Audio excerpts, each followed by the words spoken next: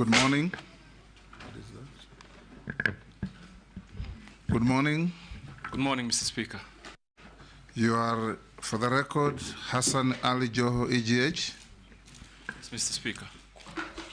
You will appear before this committee and you are going to answer to the questions that we put to you on oath. So you opt to take the oath either on the Holy Quran, the Holy Bible, or the Holy Gita, the Hindu Holy Book. The Holy Quran. You may be upstanding. Take the Holy Quran in your right hand and recite the oath. Bismillahirrahmanirrahim. I, Hassan Ali Joho, do swear that the evidence I shall give before this committee on matter under its consideration shall be the truth, the whole truth, and nothing but the truth. So help me God. I'm told it's not caught on record. Get the... Yes. Bismillahirrahmanirrahim. I, Hassan Ali Joho, do swear that the evidence I shall give before this committee on the matter under its consideration shall be the truth, the whole truth, and nothing but the truth. So help me God. You may take your seat and sign to the oath.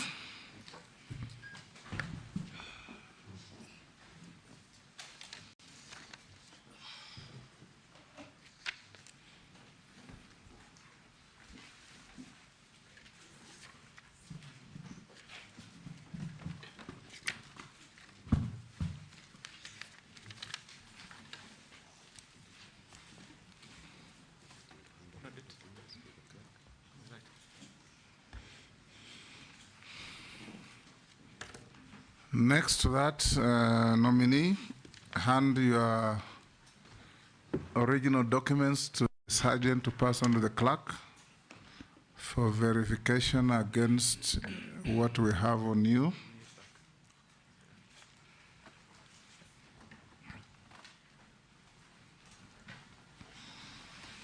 We'll start with introductions. This is a committee on appointments of the National Assembly of the Republic of Kenya. Committee mandated to interview, in some jurisdictions called approval hearings, in others called vetting, to assess your suitability or otherwise to occupy office to which His Excellency the President has nominated you as Cabinet Secretary for the Ministry of Mining, Blue Economy, and Maritime Affairs. We'll start with introductions. Yours truly here is the Speaker of the National Assembly and the Chairman of the committee. On my right is the Deputy Speaker of the National Assembly, Gladys Boss. On my left is the Clerk of the National Assembly, Samuel Njoroge. I'll invite members to introduce themselves, starting with Honorable Naisula. Naisula Lesuda, MP Samburu West. Kimani Shango. Junet Mohammed. Nelson Koech, Belgut. David Kosing, MP Popo South. Gikaria David, Nakuru Town East. Masemeri, Teso South. Abdul Rahim Daoud, North Imenti, Meru County. George Gitonga Murugara, MP Tharaka, Tharaka Nithi County. Owen Baya, Kilifi North. Robert Mui Kadiani. Stephen Mule, MP Matungulu. Didoraso, MP Saku. Abdi Shurie, MP Balambala. Mishimboko, MP Likoni. Rehab Mukami, Nyeri County. Caleb Amisi, Saboti.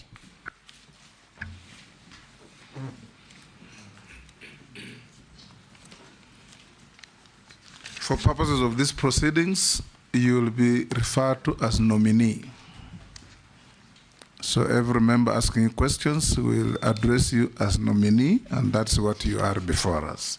So we'll start in earnest by asking you to tell us your name, your educational background, your work experience, and your key competences that make you suitable for appointment as Cabinet Secretary. You have under 5 minutes to do that. Thank you, Mr. Speaker. First and foremost, it is indeed a great honor to be in this House. Mr. Speaker, even though I must confess that I was used so much being on the other side when I was a member of Parliament with you in the 10th Parliament. But Mr. Speaker, I want to begin by thanking Allah subhanahu wa ta'ala for the favor upon me. And also thank His Excellency the President, Dr. William Ruto, for nominating me for the position of Cabinet Secretary, Mining, Blue Economy, and Maritime Affairs. Mr. Speaker, my name is Hassan Ali Joho. I was born and raised in Mombasa. I went to Tomboya Primary School in Mombasa, and later Serani Secondary School in Mombasa. So, Mr. Speaker, I have a bit of a different approach on how I want to present my introduction, because I started work and then further education came later. So after I finished secondary school, I ventured into business, entrepreneurship. I set up a clearing and forwarding company in Mombasa, then later diversified to opportunities in fintech, a bit of real estate, and largely logistics. Mr. Speaker, that takes about up to 2004, where I started my grassroots engagement. I ran in a by-election that was not very successful, but taught me many lessons. I became the chairman of LDP in Kisauni constituency. Then in 2006, I embarked on a journey to acquire my first degree. So in 2006, I did a bridging course to enable me to join university teachings. I did a diploma in 2007 and eventually graduated from Kampala University in 2013. Thereafter, Mr. Speaker, I did another degree from Gretsa University. And then I enrolled myself. Gretsa University is in Thika, in Kiambu County. Thereafter, I enrolled in Harvard Kennedy School of Government for a program known as Public Leadership Credentials, which is basically a pathway to attain mid-career master's degree on public administration. Mr. Speaker, I am the pioneer governor of Mombasa. I got elected in 2013. But before that, I was a member of parliament for Kisauni, the 10th parliament, where I served in different committees. I served in the Committee of Foreign Relations, Defense and Foreign Relations, which I was a vice chairman, and several others. I served as an assistant minister for transport during the Kibaki administration. I was governor for one term and another. So I served my 2 terms as governor of Mombasa, where I must say I drew a lot of experience in matters governance and transformational ways of doing business in government, Mr. Speaker. And the record speaks for itself of what I was able to achieve in Mombasa. In matters health, in matters basic infrastructure, in matters early childhood, and obviously lots of social programs that would cushion vulnerable families from the day-to-day challenges of our lives. I thank you, Mr. Speaker. I'll now invite the Deputy Speaker to be the first to ask you a question. And like I said, answers must be concise, precise, and to the point. Honorable Joho, the nominee before us, you're nominated to be the Minister or the Cabinet Secretary for Mining, Blue Economy and Maritime Affairs. And what Kenyans would like to know is that what do you see as the most pressing issues facing the Ministry of Mining, Blue Economy and Maritime Affairs that ought to be addressed immediately? And so if Parliament approves you, how do you plan to tackle the issues, considering the fact that the blue economy, if properly used, has the potential to, it's been said, has the potential to inject up to $4.8 billion into Kenya's economy and create over 50,000 jobs. So let's get your vision of what you do if approved by this House. Thank you. Go ahead. Thank you, Mr. Speaker. Mr. Speaker, I must say that after I was nominated by the President, I took a little bit more time to do some research.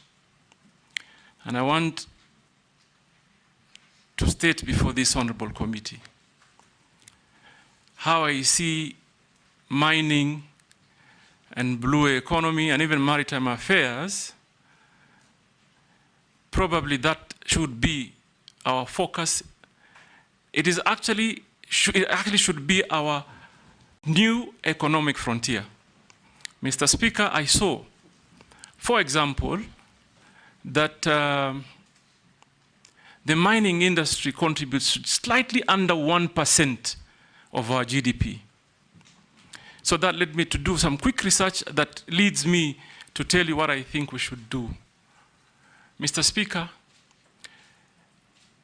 we have to find, first of all, ways to generate confidence to investors and the Kenyan people. Mr. Speaker, I want, if you nominate me, if you approve me, I want to be a CS that listens. I want to listen. And I have learned that if you take time and listen to stakeholders, there's a lot of information and data that will enable you to make the right policy decisions, create legal frameworks that are responsive to the demands of the moment and attractive to investment. So what will I do first? Listen. 2, involve stakeholders. 3, do an audit of our HR capacity. We do our technological capacity audit and relook at our legal frameworks and our policies. Are they attractive to investment? And if they are not, I must embark quickly on coming up with the proposals and policies that do respond. Because, Mr. Speaker, there is absolutely no way that our neighboring countries have surpassed by far the 10% mark on GDP contribution. Yet there is a lot of, I want to call it speculation for now, because I don't have the data, neither do I have the real information of the kind of geological minerals that this country have. And I'm looking forward, if I get approved, to get the real data. So there are certain quick things that we must do to ensure that Kenya becomes an attractive point of investment, particularly in the area of mining, blue economy, and maritime affairs, Mr. Speaker. I thank you. Majority Leader. Thank you, Honorable Speaker. CS nominee, let me begin by asking from your academic credentials that clearly looking at them bottom up. and having said how you began your journey for getting your degrees all the way to Harvard Kennedy, it's Kennedy what? Kennedy School of Government. School of Government. What would you tell young Kenyans who may have started off life like you in terms of being able to pursue academic credentials later in life? That would be one. Two, you come from a region where the blue economy, as you say, holds very huge potential to create employment. And I'm sure probably from your research you may have known that there have been efforts by the government since 2015, 2016 to try and get Kenyans to work in the Caribbean, but have had problems accessing visas to travel through the US. What will you do as Cabinet Secretary to ensure, one, that we are able to train as many young people to work in the maritime industry, because there is a very huge potential, as you say, to create jobs in that industry. What will you do to help Kenyans, one, train, two, access jobs, even outside the country?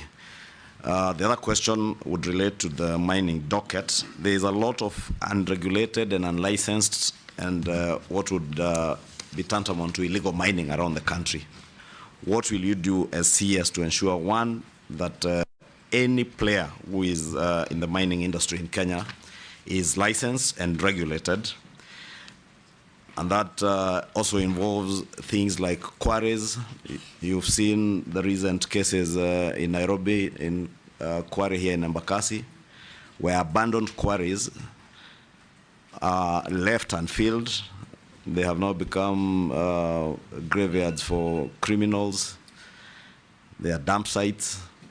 What will you do to make sure that anybody who is involved, even in quarrying, is one, taking care of the environment, especially in getting to refill many of these quarries, and that industry is well regulated and anybody and everybody engaged in it is licensed? Nominee.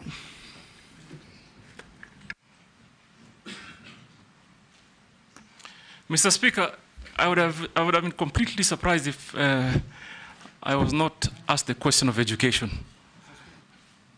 Yes, Jeanette. Okay. Let me add something. We can go on and ask your question. Oh, okay.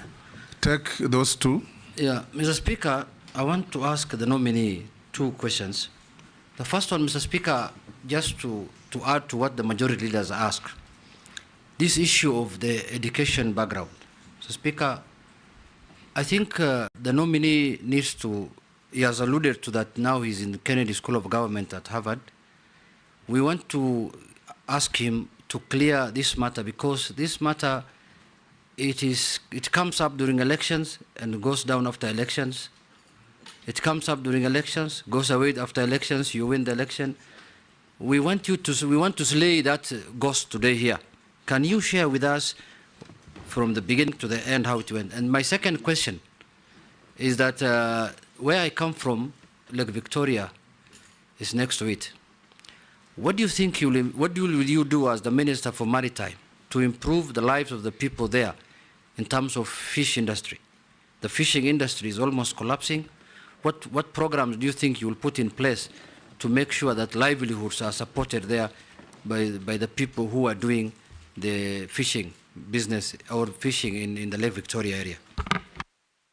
Chair, maybe since he had begun answering that one on academic credentials, besides what you would say CS nominee to young Kenyans, and from what Junet is saying, it's clear that many people who serve in public office suffer certain prejudices from Kenyans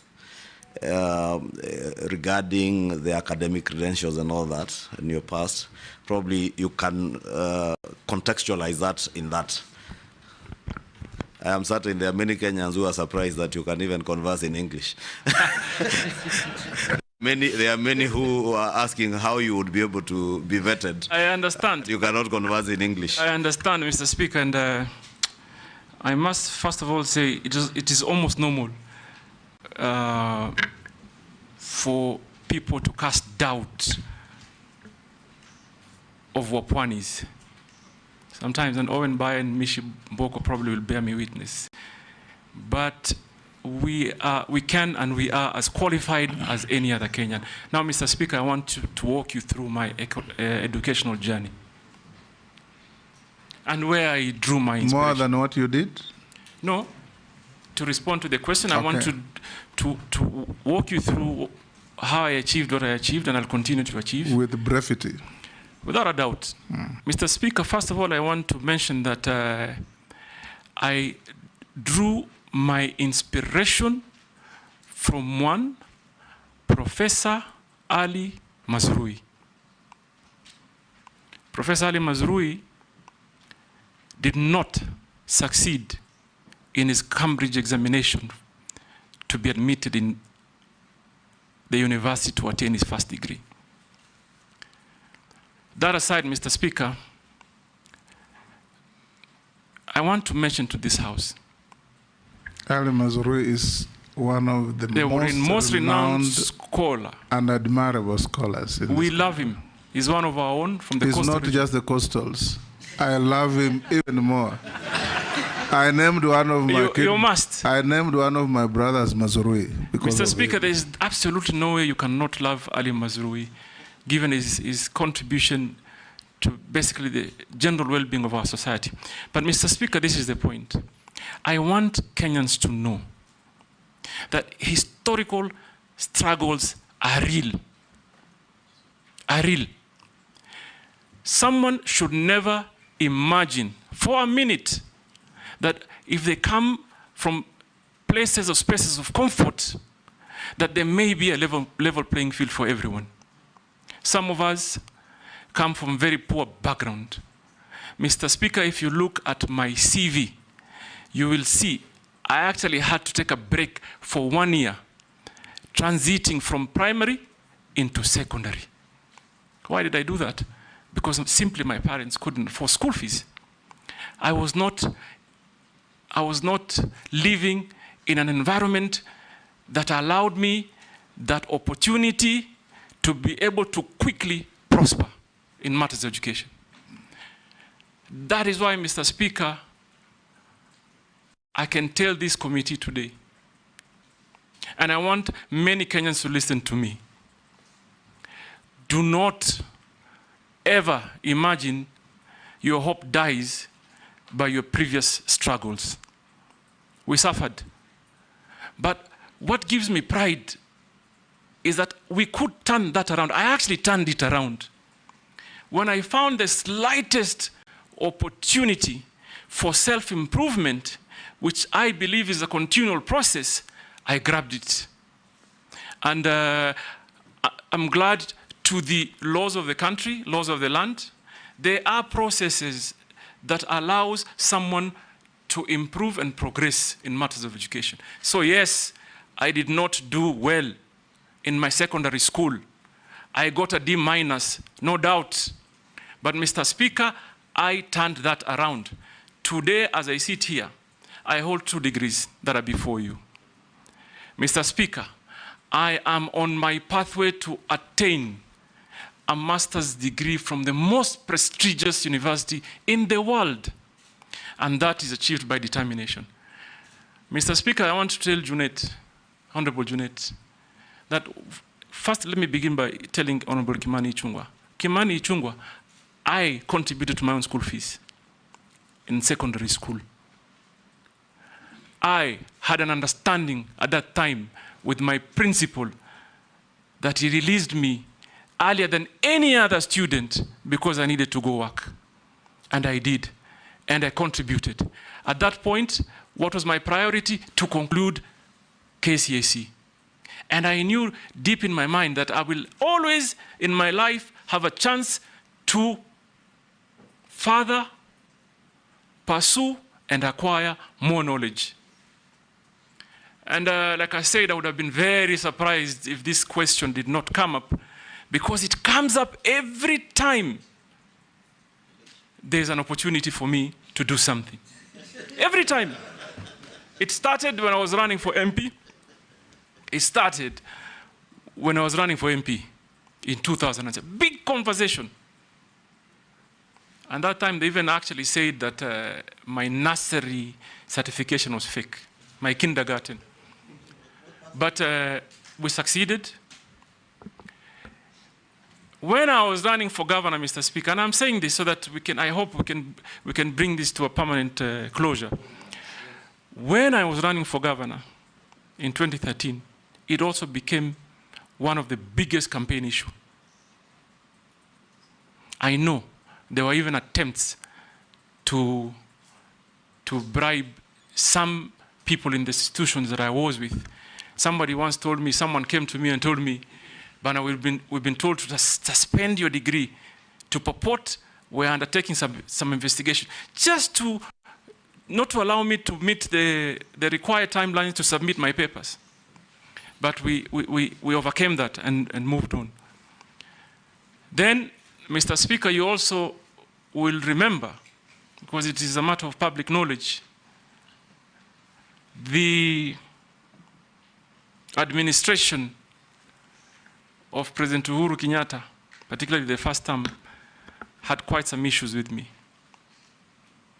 So again, there were those who felt that they may have an opportunity now to permanently remove me from the political equation by dealing with my education credentials. So, Mr. Speaker, I report before this House, there is no government institution,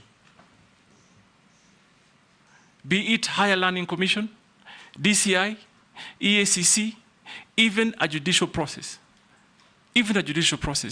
that has not investigated my credentials. And I commit before this House. In fact, they should be looking at this space. Probably if we succeed, if you nominate me, and we do well, the next, if I'm approved, the next vetting, you should see a PhD, Mr. Speaker. I'm telling you, watch this space. If I come back here, if God wills, you approve me, we do some real work, better the lives of the Kenyan people, you'll call me Dr. Hassan Joho, the next sponsor.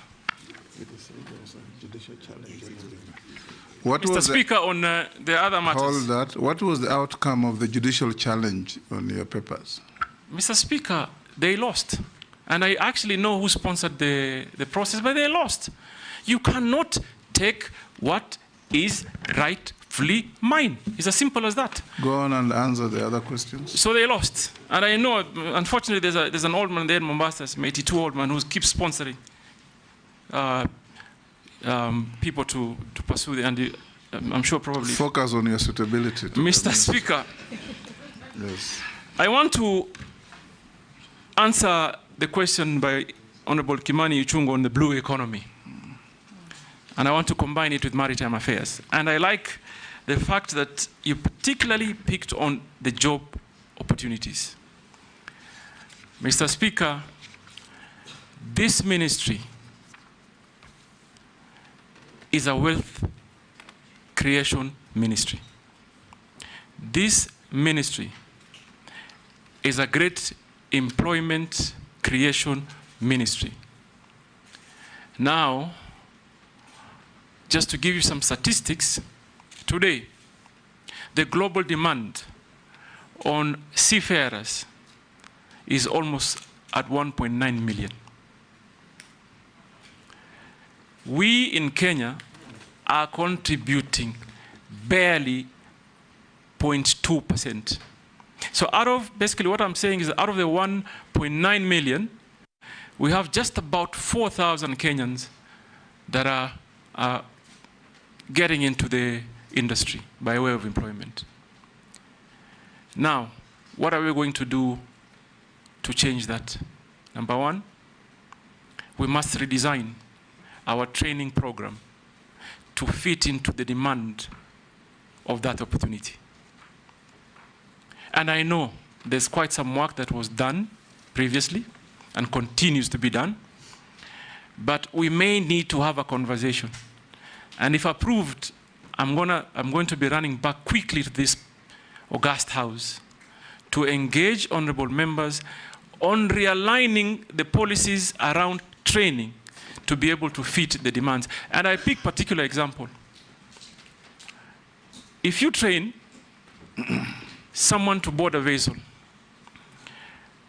how you earn or how you get opportunity to be employed is almost similar to that of a pilot. So even as we see today, we have probably a good standard of training issued or undertaken at the Bandari Maritime Academy. But Mr. Speaker, everybody that graduates from Bandari Academy does not automatically qualify to get a job because they don't have something called sea time. They don't have sea time. They have no avenues to get sea time. So that for me is a matter of urgent intervention to ensure we combine our training with sea time, even if it's just basic. Nobody will employ you if you have never been on board a sea. So that is one area of policy realignment that I'm going to have to engage this Honorable House. The other important area, Mr. Speaker, if you look at the statistics today, countries like Liberia are carrying 100 or plus more folds of their flag in vessels. We in Kenya, we're just about 5. From what I've heard from private sector, I've engaged the shipping industry, and I have been told, Mr. Speaker, the vessels that are carrying our flag are just about 5. What this therefore means is that our young people cannot get an opportunity because there is no level playing field. What do we need to do? To look at the policies. What is Liberia doing that is right that we can't do? What is it? Because we have so many vessels calling into our ships. What a local flag means, Your Excellency, is that the revenues generated, first of all, from the vessel will land in Kenya. Priority in terms of job opportunities will be for Kenyans. And opportunities to even design some internship program for attaining sea time. It is easier to take to Kenyan companies, and I'm going to do that. I think, Mr. Speaker, and I'm clear about it. Let me say I'm clear about it. If you approve my nomination, I will hit the ground running. It certainly shall not be business as usual. It will not, because I see. And by the way, Mr. Speaker, so that I give you the context on how and why it is urgent that we quickly realign policies that conform to the needs. It is because seafarer, by all standards, qualifies to be a prestigious job. There's no seafarer, at whatever cadre, there's nobody who earns less than $1,000. So, Mr. Speaker, I'll quickly run. The other question is on the fishing folk, and Mr. Junet, Honorable Junet, talked particularly on the lake areas, and I'm imagining he's looked at the demography well, because I was just looking at some statistics. And I looked lake areas from Uhuru Bay, you pass Siaya into Soiport, Sioport in Busia. And the numbers that are produced, nothing justifies that our neighboring countries are processing more. Understood that they may have a lot of, the area might be wider, but they're processing 100-folds more, particularly for export. What do we need to do? And I've seen this problem, for example, in the fisher folk and artisan fishermen in the coastal region, from Kiunga to Lunga Lunga. And government has put some effort. Let me just acknowledge. Government so far has given boats and some storage facility. And they're building landing sites that are some complete and some yet to be complete. But that alone doesn't solve the issue. There is the issue of capacity building. These fisher folks, these artisan fishermen and women should be trained